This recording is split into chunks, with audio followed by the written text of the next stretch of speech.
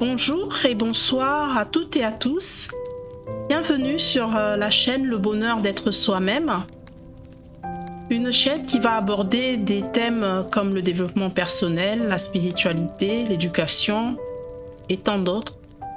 Tout ce qui contribuera à faire évoluer notre cheminement. Abonnez-vous, likez, commentez et partagez afin de pouvoir en faire profiter un plus grand nombre. Comme vous l'avez vu sur le titre, je vais aborder un sujet qui est essentiel, le rejet. Une malédiction ou un réveil brutal. Sans plus tarder, nous allons donc rentrer dans le vif du sujet. Le rejet, ce mot qui fait mal, rien qu'en l'entendant. Et si je demandais combien de fois tu t'es senti rejeté dans la vie, à l'école, en amour, au travail, même parfois par ta propre famille, oui. Alors la question est simple. Le rejet est-il une malédiction ou quelque chose qu'on n'a encore pas compris? Pourquoi le rejet fait si mal? Alors le rejet ne fait pas mal par hasard. L'être humain est programmé pour appartenir. Pendant des milliers d'années, être rejeté du groupe, c'était risquer de mourir seul. Aujourd'hui encore, notre cerveau réagit comme si le danger était réel. C'est pour ça qu'un message sans réponse fait mal. Un non reste dans la tête. Une exclusion laisse une cicatrice invisible. Le rejet n'attaque pas seulement l'ego, il attaque aussi l'identité.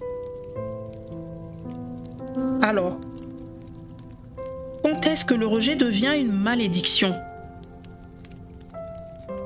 Le rejet devient une malédiction à partir du moment où on commence à y croire.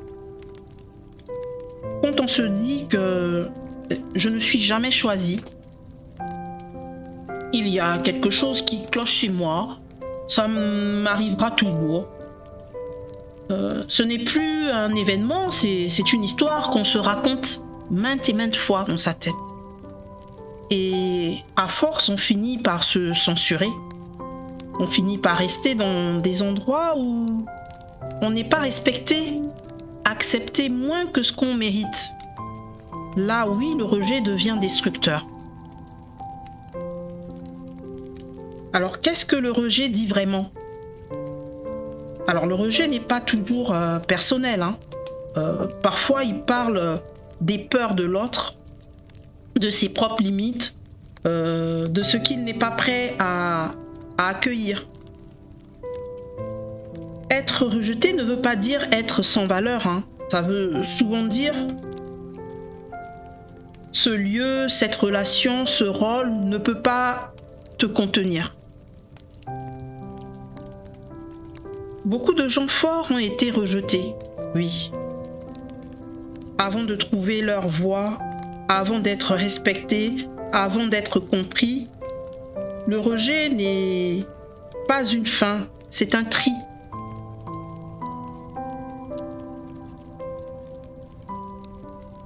Alors comment transformer le rejet en quelque chose de positif? Le rejet peut devenir un point de bascule, oui, à condition de changer une chose, l'interprétation. Au lieu de te demander qu'est-ce qui ne va pas chez moi, demande-toi qu'est-ce que cette situation m'empêche de devenir. Le rejet t'oblige à te choisir, poser tes limites, arrêter de mendier une place. Ce n'est pas confortable, mais c'est souvent nécessaire.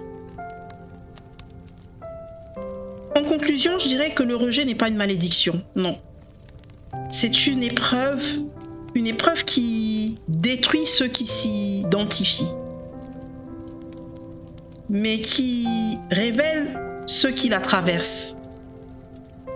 Si tu es rejeté aujourd'hui, peut-être que ce n'est pas parce que tu n'es pas assez pour les autres. Peut-être que c'est parce que tu es déjà trop grand pour l'endroit où tu te trouves. Voilà un peu les quelques pistes de réflexion par rapport au sujet. Si vous souhaitez que j'approfondisse davantage, n'hésitez pas à me le dire en commentaire. Merci d'avoir suivi cette vidéo jusqu'à la fin. N'oubliez pas de liker si le sujet vous a plu, de partager. À très bientôt pour une prochaine vidéo.